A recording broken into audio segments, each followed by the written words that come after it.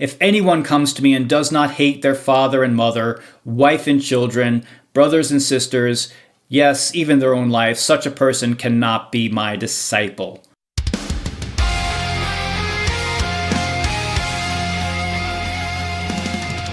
As a child, when I thought of the typical American family, I thought of white picket fences, summer picnics with 2.5 kids, and cuddly puppy dogs worthy of their own Hallmark card, the perfect lily-white Stepford Wives community where we shower each other with the pretense of love and support with nary a cloud in the sky. In reality, families can be complex social structures. These days, families aren't as simple as the classic American nuclear family I described, if they ever were. Regardless of family structure, families face many challenges. Spousal and child physical and mental abuse, single-parent households, teen pregnancies that let fathers abandon their children, drug abuse, too much technology acting as entertainment, social media echo chambers driving a wedge between people. The list is very long and depressing. For Americans, we live largely in a day and age where a family that isn't dysfunctional is considered to be outside the norm. While religious conservatives would love for you to believe that liberal homosexual communists are to blame, the disintegration of the family unit actually lies more with, shocker, religious conservatives themselves. You see, conservatives are as irresponsible in their parenting as anyone, and they're largely the ones to blame for the breakdown of the traditional family. What do you mean, Joseph? Well, weren't conservatives the stewards of the family unit before it all came crashing down? Somebody, mostly patriarchal society up through the 1950s, not realizing their abusive behavior would cause some people to leave the relative safety of what's supposed to be their in-group, never saw a problem with the status quo and failed to see history's inevitable swing of the pendulum, completely blind to the fact that history is cyclical. Because of the decades that preceded it, the mid-1960s saw America's countercultural revolution explode. In an attempt to shift the blame for society's swing towards liberalism, religious conservatives in America pretended to get riled up and make a big deal out of the decline of family values. Could part of the problem be that it's difficult to tell which of the so-called family values they support? Which family values does the Bible extol? Which of the following family values do religious conservatives condemn or defend? Let's start with incest. Any religious conservative will say they condemn such a thing, but the Bible practically condones incest. Naturally, you don't believe me, but don't take my word for it. Take God's word for it. In the Bible, when Lot and his daughters are hanging out in a cave, Lot's daughters get him drunk and have sex with him and get themselves pregnant in Genesis chapter 19, verses 30 through 38. What, no outcry from the good Lord above? That's weird. I know this is a description of what happened and not a prescription, but God raises no objections here, much less the people who wrote the story. And what about Moses? Moses was the product of an incestuous marriage, and Moses was one of God's favorite characters, and I mean really favorite characters. To be fair though, the Bible does condemn some family sexual relations in Leviticus chapter 18 verses 1 through 14, but strangely that came later and wasn't a prohibition ordered by God from the start in Genesis. Those verses in Leviticus begin with a general prohibition against sex with close relatives, then get specific, but never mentions not having sex with your daughter. That is a relationship that is not specifically stated to avoid. It also appears on the face of it to be God telling the Israelites not to behave as the people in Egypt do. Oh, and don't forget Abraham/Abram married his half-sister in Genesis, so there's that too. Let's move on to sexual abuse. As with incest, it's hard to find in the Bible where God is disgusted with such a thing. Didn't the previously mentioned Lot offer up his daughters as a sacrifice to an unruly mob in Genesis chapter 19 verse 8? Rape doesn't seem to be much of a concern to God. In the book of Deuteronomy, the penalty for raping a virgin is the sum of 50 shekels and having to wed the victim. Why? Because it was a property crime against the father, and you can't really rape property, can you?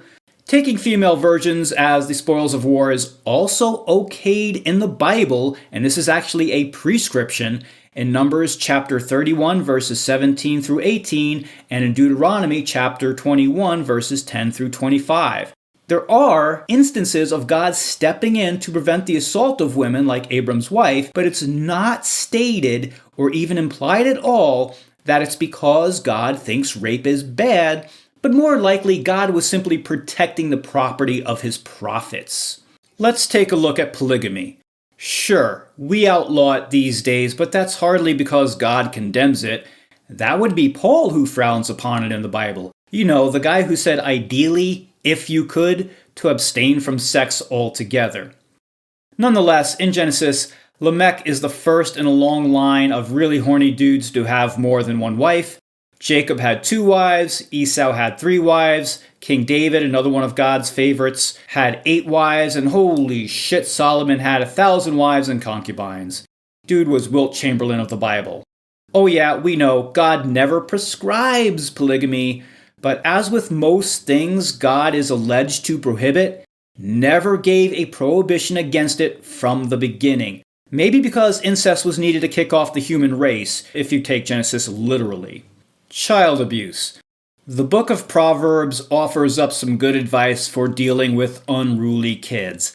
Proverbs chapter 13 verse 24 tells us not to spare the rod, as in, it was daddy in the bedroom with the lead pipe. Proverbs chapter 22 verse 15 states beating your child will make them less foolish and perhaps even wise. Proverbs 23 13 through 14 tells us to beat our children hard and often, to prevent their souls from going to hell. But wait, there's more. In Exodus chapter 21 verses 7 through 8, that gives instructions on how to sell your daughter. Exodus 21, 15 through 17, and Leviticus 20, verse 9 instruct us to execute a child who hits or curses their parents. And don't even get me started on that whole circumcision thing. But hey, what are children but glorified piñatas anyway? The first thing an apologist will say in response to all of this is, well, that's the Old Testament. In the New Testament, Jesus preaches love. They'll say this as if they've read the Bible. A lot of them haven't. They just regurgitate shit they heard somewhere else. You see, when Jesus preached love, he sure as hell didn't do it in regards to any respect for the family. For starters, you've got Jesus telling people that loving your neighbor is second only to loving God. He says that in Mark chapter 12, verses 30 through 31. Meanwhile, Jesus says in Luke chapter 18, verses 29 and 30, that if a man leaves his family for God, he'll be greatly rewarded on earth and in heaven. Jesus affirms more family values when in Acts chapter 16, verses 30 and 31, he says that if you believe in him, your whole family will be saved. But in Mark chapter 10, verses 29 and 30, reiterates what he said in the previously mentioned Luke 18, verses 29 and 30, giving disciples great rewards for abandoning their families. And of course, his famous line from Luke chapter 14, if anyone comes to me and does not hate their father and mother, wife and children, brothers and sisters, yes, even their own life, such a person cannot be my disciple. Sure, he probably wasn't being literal. He was telling his disciples to be prepared to follow him regardless of the cost. Oh, even if that cost is your family. Am I really expected to take family values advice from a guy who was never once shown to be speaking kindly to his mother Mary, and never once speaking at all to his stepfather Joseph? Am I really expected to follow the example of a man who in Luke chapter 8, verses 10 through 12, intentionally speaks in parables to keep some people from being saved? Am I really expected to live in the manner of a man who would curse a fig tree for not bearing fruit at his whim? The guy didn't even get married. Jesus wasn't a family man. Whatever he wasn't that. By now, apologists have screamed context at least a dozen times by now. Well, when all Christians agree on what any given bit of these scriptures actually mean, we can start to take the context defense seriously. On a side note, why is God such a shitty communicator? The bottom line is, I'm not taking family values advice from a book that was written by goat herders and fishermen who didn't know where the sun went at night and whose main goal was to have power over everyone who wasn't a male Israelite. I'm not taking family values advice from any party that Marjorie Taylor Greene is a part of, who constantly foams at the mouth about liberal groomers, but warned she was going to expose all the sexual secrets of her Republican colleagues unless they stopped picking on her friend Matt Gaetz for having sex with a minor. Meanwhile, their youth pastors are routinely arrested for sexual assault. Always keep in mind that these so-called stewards of the family tradition have always been so bad at being the heads of their households that many of their spouses and children ran screaming in the other ideological and political directions, so to speak. So much so that I contend that liberalism in the US wouldn't have ever been a thing if the men extolling family values weren't such horrible people all of the time. Think Donald Trump or Elon Musk ever spend quality time with their children? For fuck's sake, Elon used one of his kids as a human shield. For fuck's sake, Donald Trump has spent more time cheating on his wives than he ever did with any of his children, except maybe Ivanka, and we all know why. If you're a religious conservative coming at someone about family values, you're coming at them from a place where reality about the nuclear family is not all sunshine and rainbows, where history doesn't attest to the lasting values of ruling by fear and violence. But I know, all of this is too much for conservatives to understand. It's incomprehensible that the behavior of religious zealots is exactly what has pushed so many people away from religion. But it's never been about truth, it's always been about power. One could be the head of a household, could be the head of a family and rule through violence and fear, but make no mistake, fear will never equal respect.